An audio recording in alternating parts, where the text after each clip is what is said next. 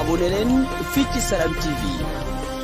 mbokk yi su ngeen bëggee am xibaar yu wér te wóor dañuy di abonné fii ci Salam TV soo bañee dara raw la ci Salam TV abonné.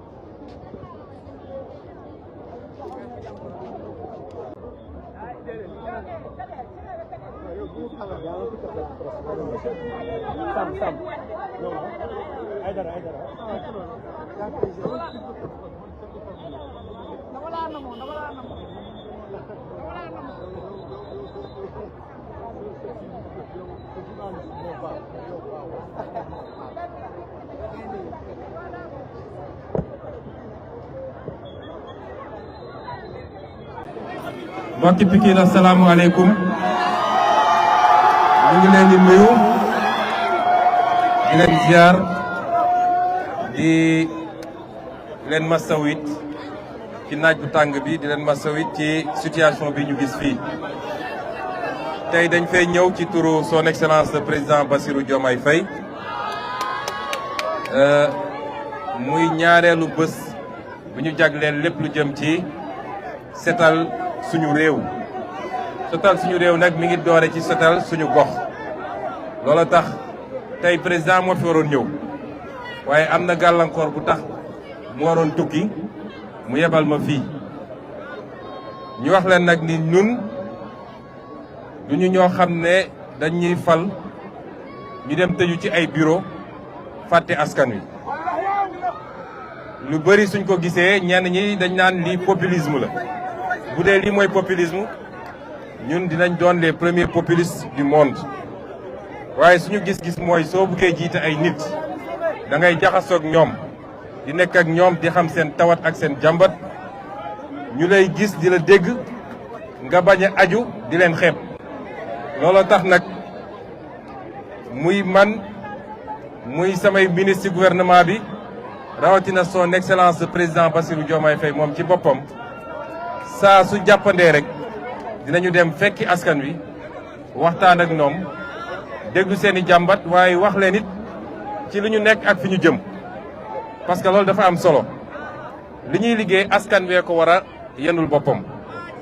waaye pour loolu am il faut que askan wi di xam fan la ñu jëm ndax ku xamul foo jëm mënu la gunge kon tey ñu ñëw fi ci cadre bi ma wax léegi ni maa ngi masawu waa Pikine ndax kenn ci ñun bëggul dëkk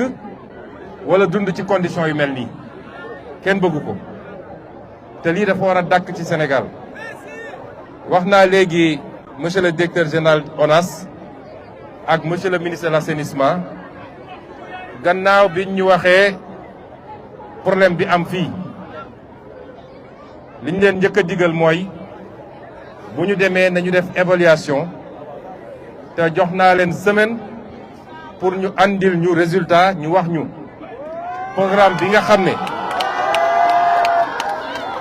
programme bi nga xam ne nee nañu dañu jëloon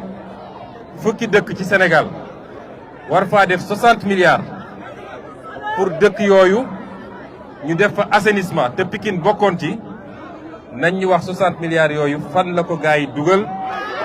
ba tax tey jii station bi ñu waroon tabax fii nga xam ne moo waroon a parce que problème bi am fii mooy canal bi ñu defar niveau bi mu nekk dafa suufe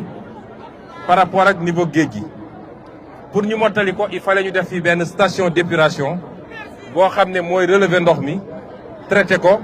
doo ko mën a génne lan moo tax ba tey station boobu tabaxuñ ko te nee ñu xaalis bi seey na dem yoonam monsieur le directeur général bëgg naa nga defal ñu ci rapport loolu benn la ñaareel bi jox nañ leen ndigalit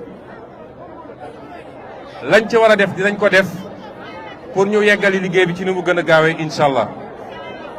waaye ci diggante bi ñëpp xam nañ ni ci nawet lañu jëm wala dugg nañ ci sax daanaka kon jox nañ leen digal pour solution yi ñu bëgg a def mooy bassin bi ñuy def fii ak moto pompe yi nga xam ne ministre de l'assainissement lu mat fukki moto pompe dinañ ko jox gouverneur ñu placé ko fii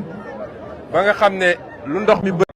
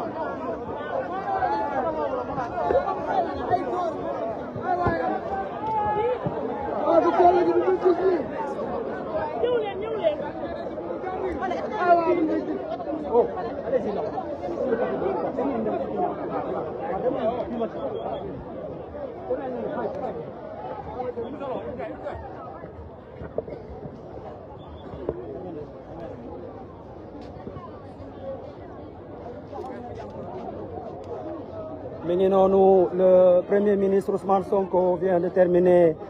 déglu ngeen ko li nga xamante ne moom moo di première étape lancement bi nga xamante ne moom moo waral tey ñu def journée de nettoiement seetal sunu réew léegi ñu war a dem seetiwaat yeneen 2 à 3 points yoo xamante ne premier ministre dina fa taxaw bàyyi fa message waaye itam dina fa indi li nga xamante ni moo di message u président de la République Bassirou Diomaye Diakhar Faye.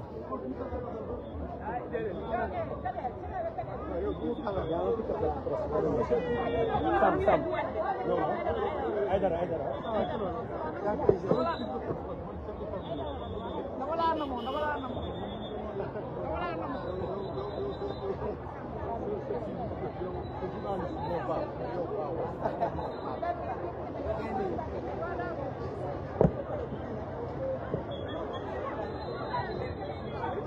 mi ngi noonu PM va aller ci deuxième point bi oto yaa ngi def mouvement di leen jox di daje léegi incha allah ci deuxième point bi ci beneen live ak beneen message au premier ministre Ousmane Sonko.